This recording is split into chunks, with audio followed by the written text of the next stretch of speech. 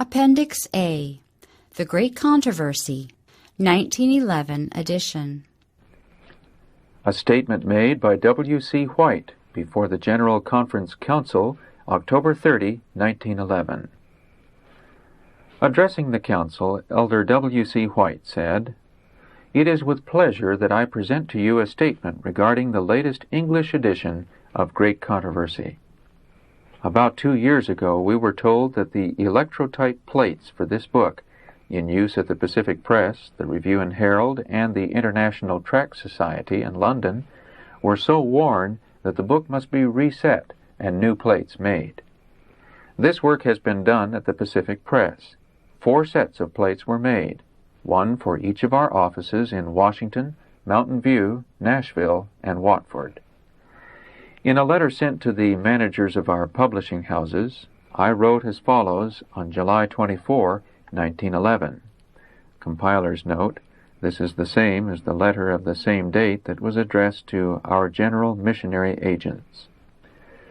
After taking counsel with ministers, canvassers, and other friends of the book, we thought best to reset the texts so that the new edition would correspond as nearly as possible with the old.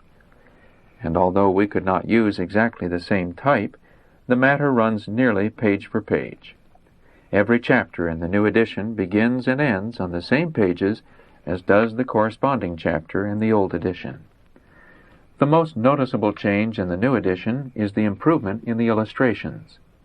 Each of the 42 chapters, together with the preface, introduction, contents, and list of illustrations, has a beautiful pictorial heading, and 10 new full-page illustrations have been introduced to take the place of those which were least attractive.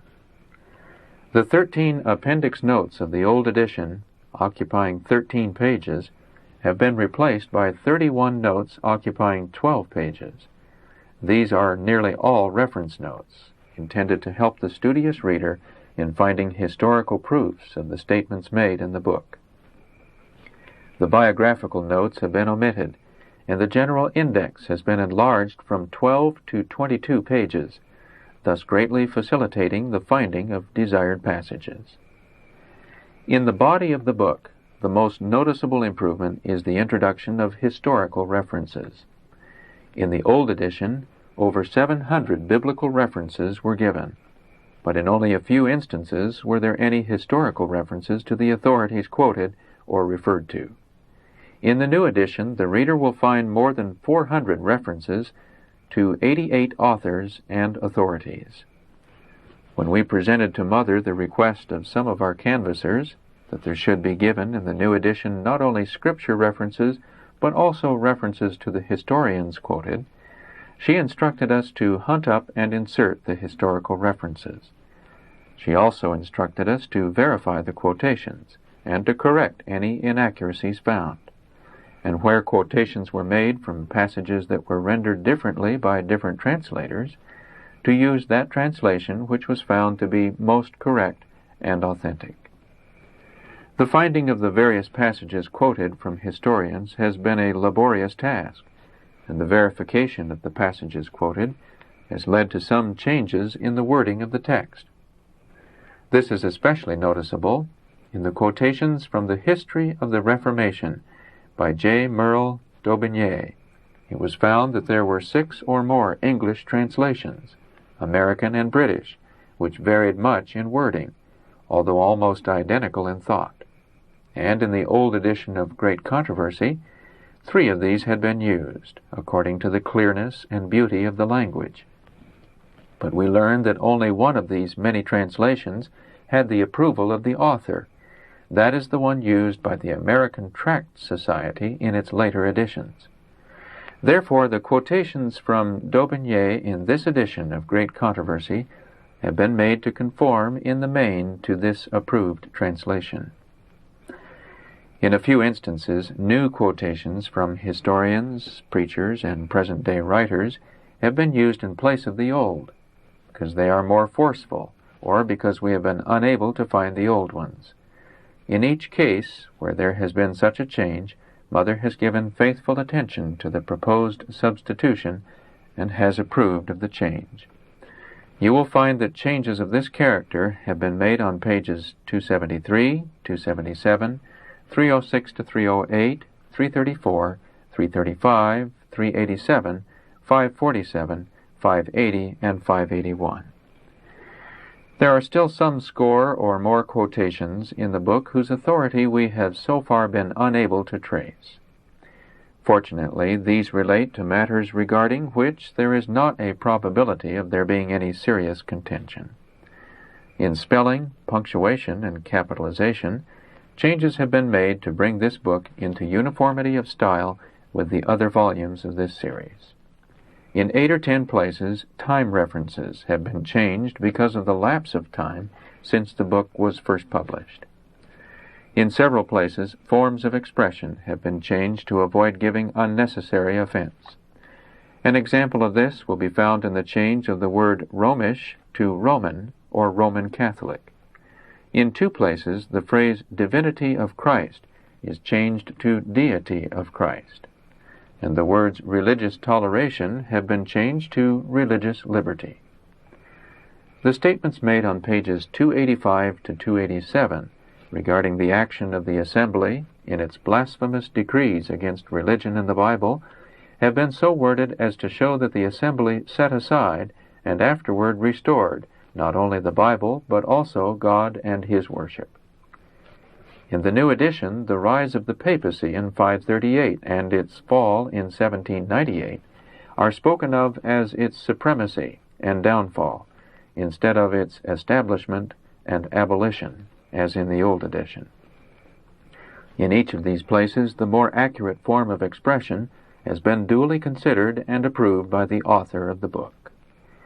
On pages 50, 563, 564, 580, and 581, and in a few other places where there were statements regarding the papacy which are strongly disputed by Roman Catholics and which are difficult to prove from accessible histories, the wording in the new edition has been so changed that the statement falls easily within the range of evidence that is readily obtainable. Regarding these and similar passages, which might stir up bitter and unprofitable controversies, Mother has often said, "What I have written regarding the arrogance and the assumptions of the papacy is true. Much historical evidence regarding these matters has been designedly destroyed. Nevertheless, that the book may be of the greatest benefit to Catholics and others, and that needless controversies may be avoided, it is better to have all statements regarding the assumptions of the Pope and the claims of the papacy stated so moderately as to be easily and clearly proved from accepted histories that are within the reach of our ministers and students." If you hear reports that some of the work done on this latest edition was done contrary to Mother's wish, or without her knowledge, you can be sure that such reports are false and unworthy of consideration. Passages from the Old and the New editions were read and compared to illustrate the statement read from the Speaker's letter of July 24. Then Brother White said, "Since the printing of this new edition, Mother has taken great pleasure in looking over and reading the book. Day after day, as I visited her in the morning, she spoke of it, saying that she enjoyed reading it again, and that she was glad that the work we have done to make this edition as perfect as possible was completed while she was living and could direct in what was done." Mother has never claimed to be authority on history. The things which she has written out are descriptions of flashlight pictures and other representations given her regarding the actions of men, and the influence of these actions upon the work of God for the salvation of men, with views of past, present, and future history in its relation to this work. In connection with the writing out of these views, she has made use of good and clear historical statements to help make plain to the reader the things which she is endeavoring to present. When I was a mere boy, I heard her read D'Aubigné's History of the Reformation to my father. She read to him a large part, if not the whole, of the 5 volumes. She has read other histories of the Reformation. This has helped her to locate and describe many of the events and the movements presented to her in vision. This is somewhat similar to the way in which the study of the Bible helps her to locate and describe the many figurative representations given to her regarding the development of the great controversy in our day between truth and error. Mother has never laid claim to verbal inspiration, and I do not find that my father or Elder Bates, Andrews, Smith, or Wagoner put forth this claim. If there were verbal inspiration in writing her manuscripts, why should there be on her part the work of addition or adaptation? It is a fact that Mother often takes one of her own manuscripts and goes over it thoughtfully, making additions that develop the thoughts still further. The first edition of this book was published in California in 1884. When Spirit of Prophecy, Volume 3, was printed, there was some matter left over. A portion of this was printed in pamphlet form and circulated, and it was expected that Mother would proceed immediately to add to this matter and bring out Volume 4. Before Father's death, he had advertised the book, Spirit of Prophecy, Volume 4. When Mother brought out Volume 4, she and those who had to do with its publication had in mind the fulfillment of Father's plan. We also had in mind that it was written for the Adventist people of the United States. Therefore, with much difficulty, the matter was compressed so as to bring this volume into about the same size as the other volumes on the series. Later on, when it was found that the book could be sold to all people, the publishers took the plates and printed an edition on larger paper. Illustrations were inserted, and an experiment made in selling it as a subscription book at $1.50. In 1885, Mother and I were sent to Europe, and there the question came up regarding its translation into German, French, Danish, and Swedish. As Mother considered this proposition, she decided to make additions to the matter. Mother's contact with European people had brought to her mind scores of things that had been presented to her in vision during past years, some of them 2 or 3 times, and other scenes many times. Her seeing of historic places and her contact with the people refreshed her memory with reference to these things, and so she desired to add much material to the book. This was done, and the manuscripts were prepared for translation. After our return to America, a new edition was brought out, much enlarged. In this edition, some of the matter used in the first English edition was left out. The reason for these changes was found in the fact that the new edition was intended for worldwide circulation. In her public ministry, Mother has shown an ability to select from the storehouse of truth matter that is well adapted to the needs of the congregation before her, and she has always thought that in the selection of matter for publication in her books, the best judgment should be shown in selecting that which is best suited to the needs of those who will read the book. Therefore, when the new edition of Great Controversy was brought out in 1888, there were left out about 20 pages of matter, 4 or 5 pages in a place, which was very instructive to the Adventists of America, but which was not appropriate for readers in other parts of the world. Much of the research for historical statements used in the new European and American editions of Great Controversy was done in Basel, where we had access to Elder Andrews' large library, and where the translators had access to the university libraries. When we came to go over this matter for the purpose of giving historical references, there were some quotations which we could not find. In some cases, there were found other statements making the same point from other historians. These were in books accessible in many public libraries. When we brought to Mother's attention a quotation that we could not find, and showed her that there was another quotation that we had found, which made the same point, she said, "Use the one you can give reference to so that the reader of the books, if he wishes to go to the source and find it, can do so." In that way, some historical data have been substituted. Now, with reference to the statement that the people at Washington, or the General Conference Committee men, have been doing this or that, right or wrong, in connection with this book, it is important that you should have a clear statement of facts regarding the matter. Our brethren at Washington and at Mountain View have done only that which we requested them to do. As stated in the beginning, We took counsel with the men of the publishing department, with state canvassing agents, and with members of the publishing committees, not only in Washington, but in California. And I asked them to kindly call our attention to any passages that needed to be considered in connection with the resetting of the book.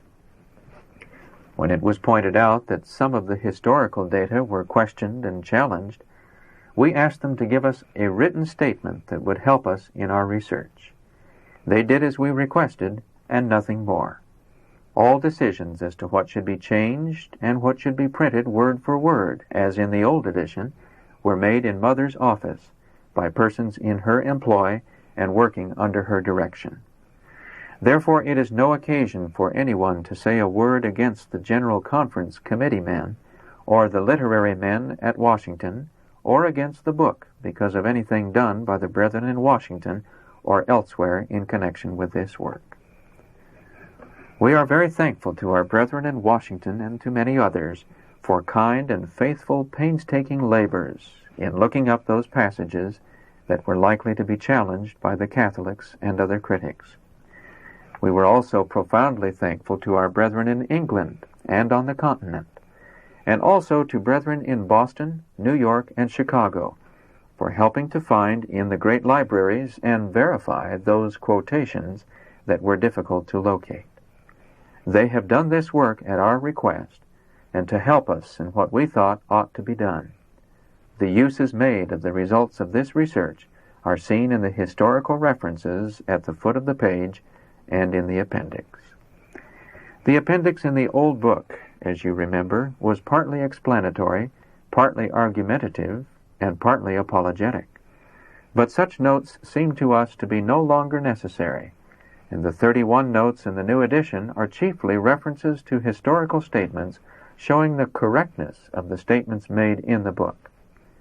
We felt that it would be of value to the studious reader to have these definite references to the statements of well-known historians. Copy of a letter written by Elder W.C. White, Sanitarium, California, July 25, 1911. To the members of the Publication Committee, Dear Brethren, in the accompanying letter to our state missionary agents, I have made a brief statement about the changes that appear in the new edition of Great Controversy. A study of these changes may lead some to ask the question, has Sister White the authority and right to make changes in her published writings, either by addition or by omission, or by any change whatever in the forms of expression, the manner of description, or the plan of the argument?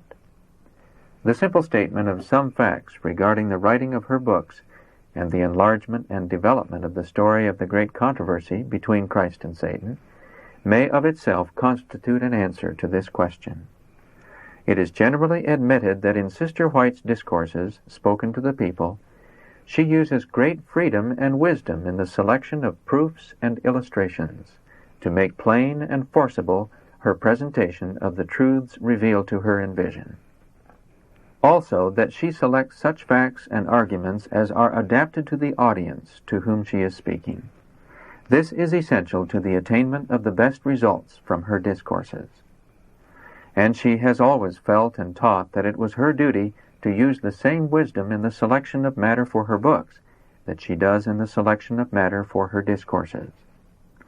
When Mother was writing Great Controversy, Volume 4, in 1882 to 1884, she was instructed regarding the general plan of the book. It was revealed to her that she should present an outline of the controversy between Christ and Satan as it developed in the first centuries of the Christian era, and in the great Reformation of the 16th century, in such a way as to prepare the mind of the reader to understand clearly the controversy as it is going on in our day. While Mother was writing this book, many of the scenes were presented to her over and over again in visions of the night. The vision of the deliverance of God's people, as given in chapter 40, was repeated 3 times, and on 2 occasions, once at her home in Hillsburg, and once at the St. Helena Sanitarium, members of her family, sleeping in nearby rooms, were awakened from sleep by her clear musical cry, "They come, they come." Several times we thought that the manuscript of the book was all ready for the printer, and then a vision of some important feature of the controversy would be repeated, and Mother would again write upon the subject, bringing out the description more fully and clearly. Thus the publishing was delayed, and the book grew in size. Mother regarded this new book as an expansion of the subject as first published in Spiritual Gifts, Volume 1, 1858, and now found in Early Writings, pages 210 to 295. And notwithstanding the divine instruction regarding the plan of the book, which has made it so useful to the general public, Mother felt that it was addressed chiefly to the Adventist people of the United States. Later, in preparing for a wider circulation, she omitted a few portions that had appeared in the earlier edition. Examples of these may be found in the chapter entitled The Snares of Satan, pages 518 to 530. In her first visions of the lives of the patriarchs, the mission and teachings of Christ and his apostles, and the controversy as carried forward by the Church of Christ from the Ascension to our day, were at first presented to her in outline, and were written out in brief, comprehensive articles as we find them in early writings.